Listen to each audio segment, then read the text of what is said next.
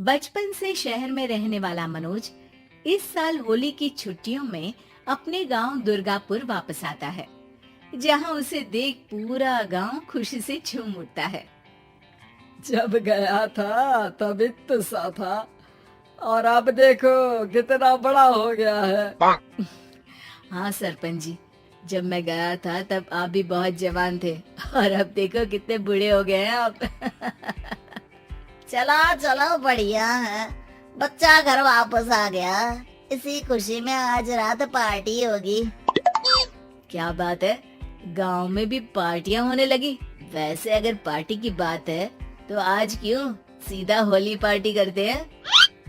Holi party की बात सुन चहल पहल में अचानक सन्नाटा छा जाता है, जिसे देख मनोज को कुछ अजीब लगता है। लेकिन तभी सरपंच बात पलट देता है। अब बहुत देर हो गई, चलो सब अपने घर चलो, पार्टी के बारे में कल सोचेंगे। मनोज भी मम्मी पापा के साथ घर आ जाता है, पर होली पार्टी और उस पर पूरे गांव की खामोशी वाली बात अभी तक उसके जहन से निकलती नहीं। पापा, होली पार्टी की बात पर सब चुप क्यों हो गए थे? अरे होगी उनकी कोई अपनी बात, मुझे गांव की पंचायत ही थोड़ी पता है। थक गया हूँ, चलो सो जाते हैं, कल बात करते हैं। पापा की बात मानते हुए मनोज भी सोने चला जाता है।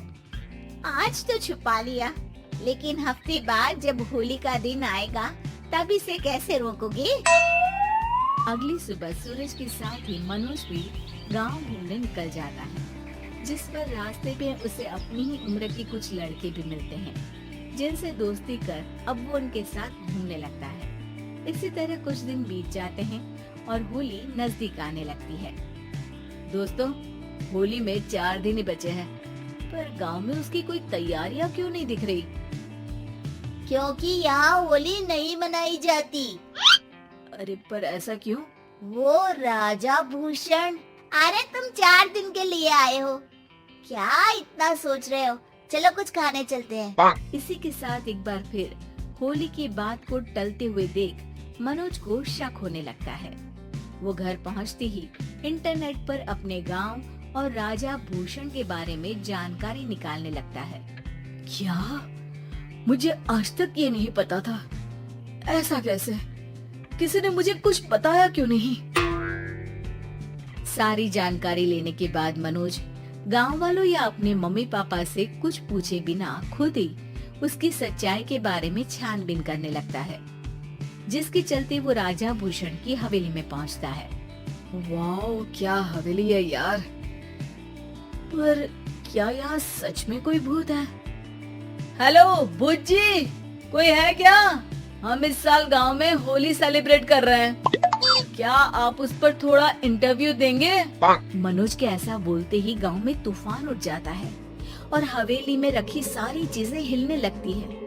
एक अदृश्य शक्ति मनोज को धक्का देकर हवेली से बाहर निकाल दरवाजा बंद कर लेती है। ये सब देख मनोज हैरान रह जाता है। क्या अभी मुझे हवा ने धक्का देकर बाहर निकाल दिया? मेरे होते हुए इस गांव में कभी होली नहीं बन सकती, इसलिए दोबारा ऐसी कोशिश भी मत करना, अंजाम बुरा होगा। आवाज सुन मनोज हैरानी से इधर उधर देखने लगता है, पर उसे कोई दिखाई नहीं देता। वो गांव वापस आ जाता है, जहां तूफान की वजह से सब कुछ तहस महस हो चुका होता है। आखिर ये तूफान आया कैसे? ना ऐसा कोई मौसम था और ना ही हमने होली का त्योहार मनाने की बात की थी। सरपंच की बात पर कोई रिएक्शन दिए बिना मनोज चुपचाप अपने घर चला जाता है। इस तरह देखते ही देखते होली का दिन भी आ जाता है और मनोज रंग लेकर गांव में निकल जाता है, लेकिन गांव पूरी तरह खाली होता है। अरे त्योहार का दिन है, धूमधाम की जगह मातम क्यों मनाया हुआ है? मनोज की आवाज सुन सब अपने घर की खिड़कियां खोल के घर के अंदर से ही उसे वापस जाने के लिए कहने लगते हैं, पर वो किसी की नहीं सुनता। तुझे पहले भी समझाया था, अगर होली खेलने की कोशिश भी की तो अच्छा नहीं होगा। अरे बात मान लो बेटा, तुम्हें सच नहीं पता। मुझे सब पता है। सालों पहले इस राजा ने एक अंधविश्वास फैलाया और आप लोग आज तक उसे मानते आ रहे हो। अरे बेटा, जब तुम पैदा भी नहीं हुए थे उससे भी बहुत पहले से इस गांव पर होली का श्राप है। अगर गांव में होली का त्योहार मनाया जाता है तो प्रलय आना पक्की बात होती है। राजा भूषण इस सब में नहीं मानते थे और त्योहार मनाने लगे, जिसके चलते होली वाले ही दिन पहले उनके बेटे की और फिर उनकी मृत्यु हो गई। तभी से गांव की रक्षा के लिए उनकी आत्मा उस हवेली में रह रही है। सबकी बातें सुन मनोज उलझन में पड़ जाता है। सोचना भी मत मनोज, अगर तुमने इस परंपरा को तोड़ने की कोशिश भी की तो उसका परिणाम इस गांव और गांव के लोगों के लिए अच्छा नहीं होगा।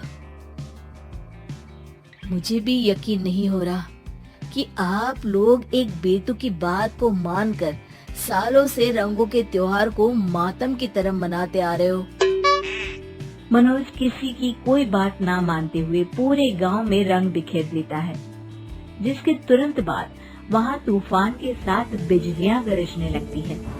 अचानक मौसम में ऐसा बदलाव देख जहां मनोज कंफ्यूजन में आ जाता है, वहीं गांव वाले डर से सहम जाते हैं।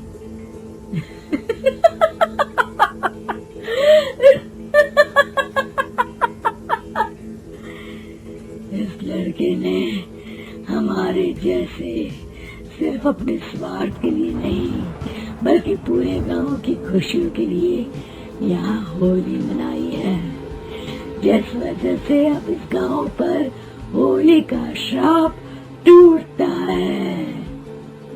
ऐसा बोलकर राजा का भूत वहां से गायब हो जाता है, जिसके बाद गांव के लोग धूमधाम से होली मनाते हैं।